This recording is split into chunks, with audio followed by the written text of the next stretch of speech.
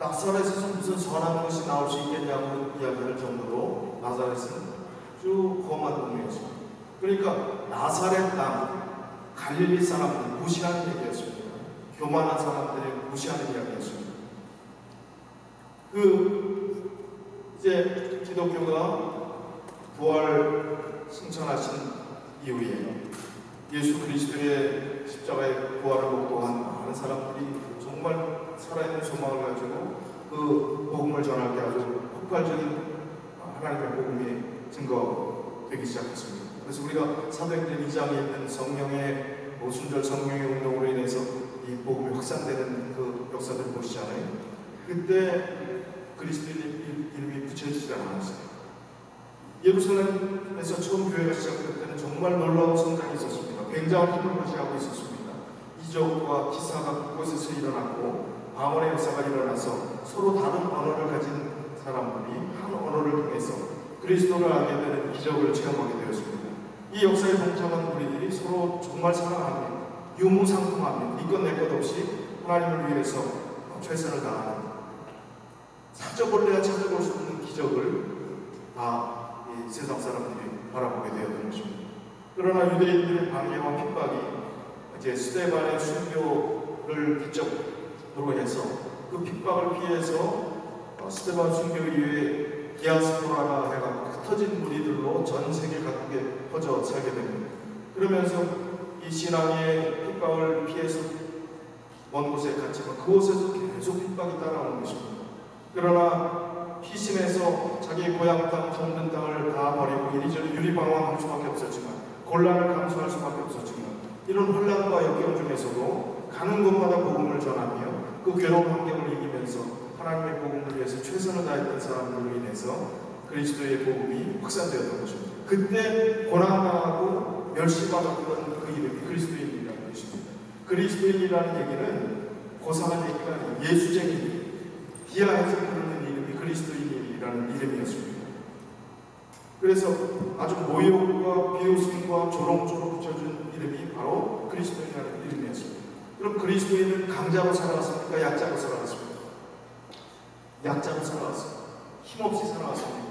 잡히면 그야말로 그냥 순교당하는 사형장에 끌려가서 죽을 수밖에 없는, 믿는다는 이유 하나 때문에, 그 신앙을 포기하지 않는다는 이유 하나 때문에 죽을 수밖에 없는 상황이었음에도 불구하고 저항 한 번 제대로 못하고 한 번 해보지도 못하고 그냥 순순히 끌려가서 부활의 소망과 확실한 하나님의 사랑을 붙잡고 그냥 자기 생명을 초계와 같이 버린 이들이, 우리의 믿음의 선조들이 가졌던 믿음, 약자처럼 보여졌던 믿음입니다. 그래서 로마서 1장 16절에 보면 사도 바울은 내가 복음을 부끄러워하지 않는다는 이야기가, 이 배경을 살펴보면 복음을 부끄러워하지 않는다, 죽을 수밖에 없고 핍박당할 수밖에 없지만 약자처럼 보이고 이상한 사람 손가락질을 당하고 모욕당하고 조소를 참아야 될 수밖에 없지만, 그러나 그 복음 때문에 자기가 위축되지 않는다는 것입니다. 부끄러워하지 않는다는 것입니다. 그런 괴로움도 더 이상 문제될 것이 아니라고 이야기합니다. 그래서 강하다는 것과 약함을 분리할 수가 없게 됐습니다. 약한 것이 강합니다.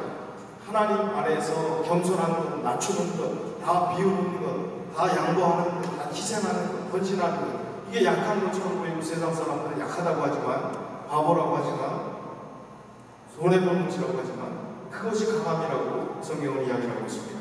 고린도서 10장 10절에 있는 말씀은 어떤 게 강함이라고 성경은 이야기하는지 우리가 한번 살펴보겠습니다. 그러므로 내가 그리스도를 위하여 약한 것들과 능욕과 궁핍과 핍박과 곤란을 기뻐하노니 이는 내가 약할 그때에 곧 강함이니라. 어떤 때가 강하다고요?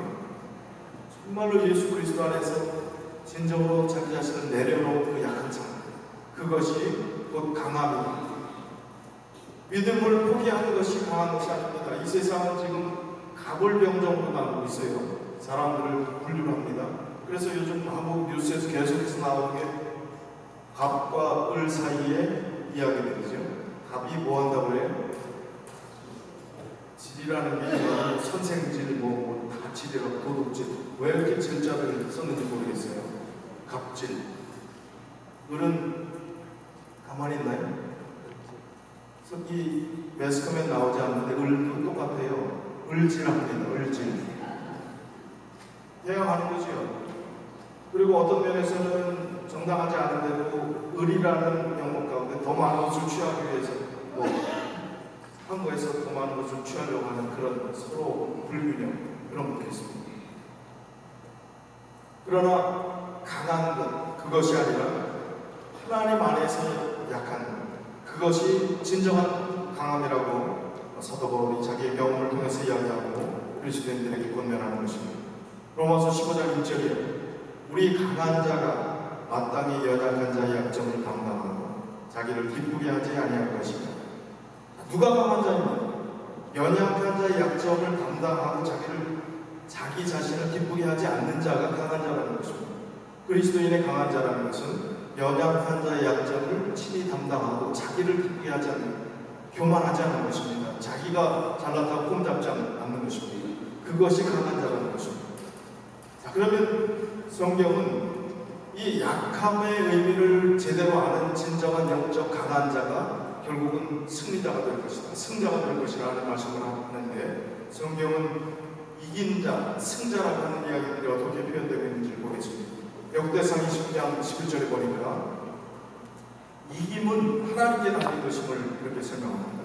여호와여 광대하심과 권능과 영광과 이김과 위엄이 다 주께 속하였사오니 천지에 있는 것이 다 주의 것이로소이다.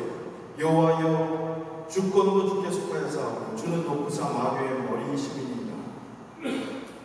그러니까 이김은 누구에게만 해당되는 것입니까? 이긴다는 것은요, 하나님의 속성이라는 것입니다.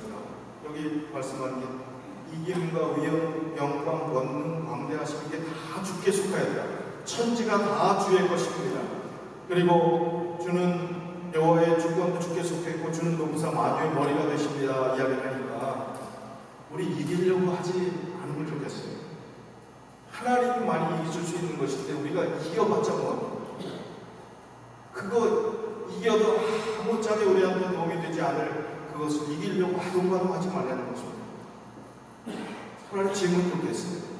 그리스도 안에서 약한 것이 좋을지 모르겠습니다.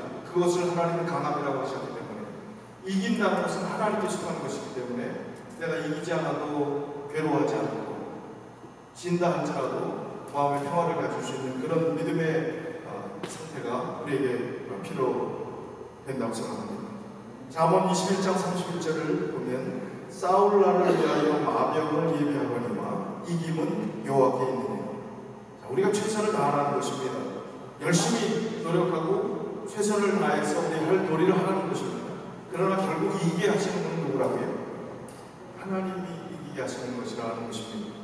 고린도전서 15장 54절에 보니까 이 썩을 것이 썩지 아니함을 입고 이 죽을 것이 죽지 아니함을 입을 때에는 사망이 이김의 삭김과 되리라고 기록된 말씀이 응하리라. 부활장에서 이김을, 부활에 관련된 죽음을 극복하는 것을 통해서 이렇게 말씀하셨는데, 이 성경 구절이 그 사망이 이김의 삭김과 되리라고 기록된 말씀이 응하리라. 금방 딱 이해가 되십니까? 그 말씀 이해가 되지만 잘 처음에, 그래서 쉬운 성경으로 좀 다시 읽어드리면, 썩을 몸이 썩지 않을 몸을 입고 죽을 몸이 죽지 않은 몸을 입게 되면 승리가 죽음을 삼켜버렸다고 기록된 말씀이 사실로 드러나게 될 것입니다. 승리는, 이기는 것은 하나님 편에 있고 그것은 죽음을 삼킬 만한 것이 승리가 된다는 것입니다. 죽음을 삼킬 만한 것이 승리가 참된 승리라는 것입니다.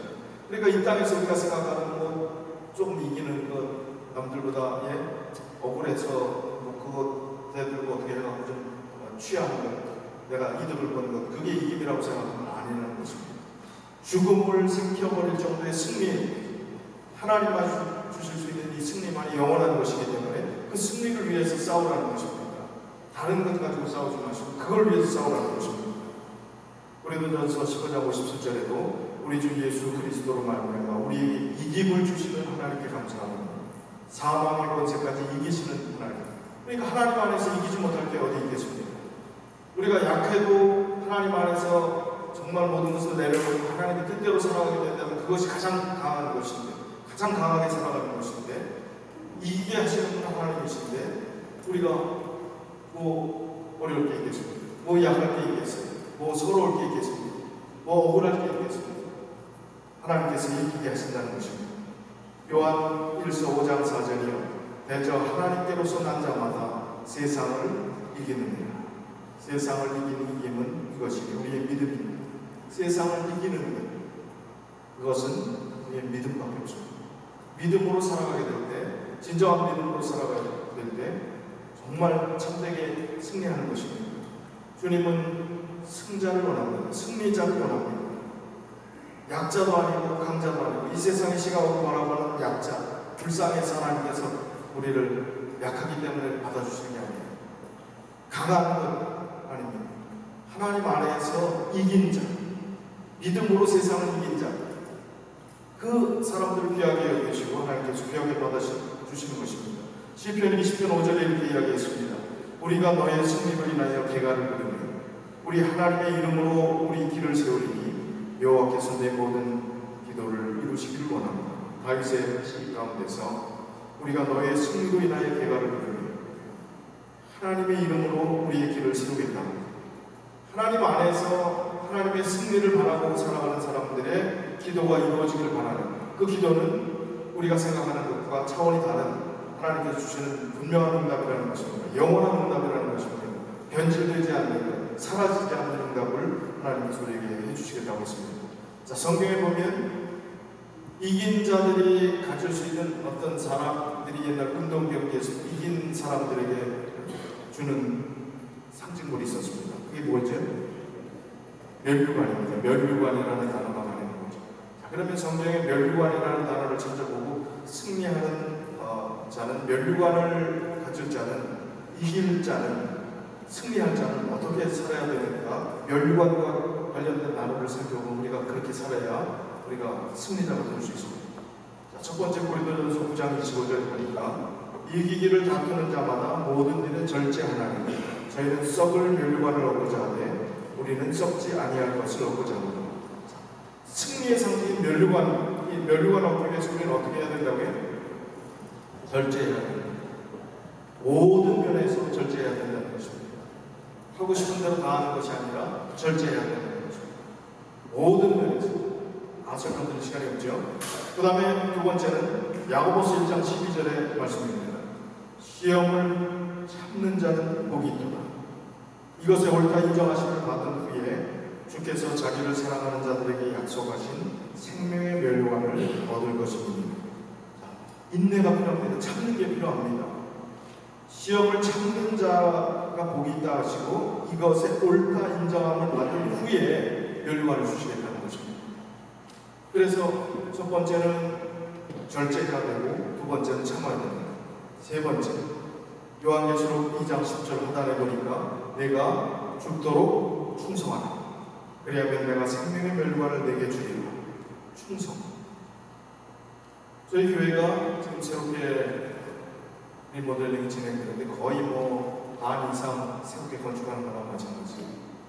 모든 교회의 건축의 역사 가운데 교회가 세워지기까지는 거기에 한 사람 한 사람의 피와 눈물과 땀과 기도와 간절함, 헌신, 희생이 그 건물 벽돌 하나하나 사이에 다 층층이 그야말로 스며들어 있는 그 하나님의 사랑의 결실이 바로 건축입니다. 오늘 우리가 그런 건축을 한다는 이야기를 하고 제가 동료 목회자들 얘기하니까 우리가 지금 리모델링 한다.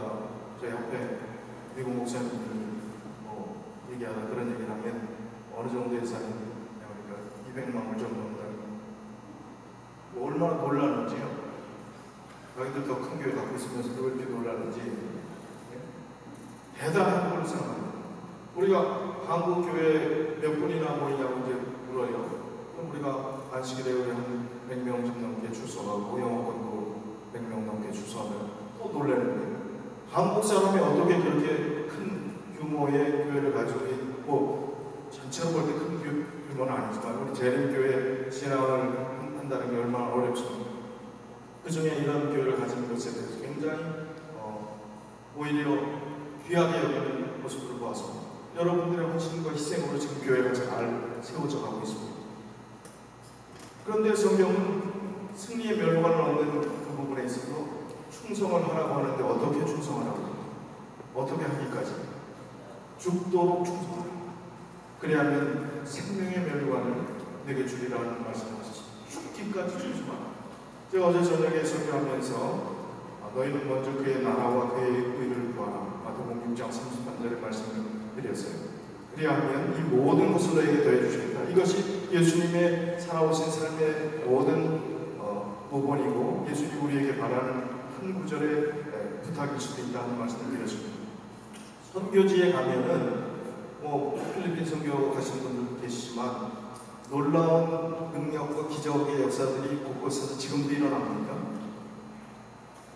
마이신을 먹어야 되는데 항생제를 먹어야 그게 오랫동안 완성돼 염증이 사라지는데 그게 없어서 그냥 비타민밖에 없어서 비타민 주고 기도해 줬는데 그게 나은 기적들. 이거 말도 안 되는 얘기들이 지금도 이루어지고 있습니다. 그런데 똑같은 하나님, 똑같은 믿는 하나님의 백성들이 기도하는데 왜 여기는 우리 삶의 현장 여기서는 기도응답이 별로 없고 그곳에는 기도응답이 그렇게 기적적인 일들이 많이 일어나는가? 선교사들이 뭐라고 얘기하는가 하면 거기 선교사가 우리는 목숨 걸고 기도합니다. 우리는 모든 것이 여기에 이것 외에는 없습니다. 이것 가지고 전적으로 하나님께 맡기기 때문에 하나님께서 거의 들어주십니다. 우리는 죽도록 충성해봤습니까?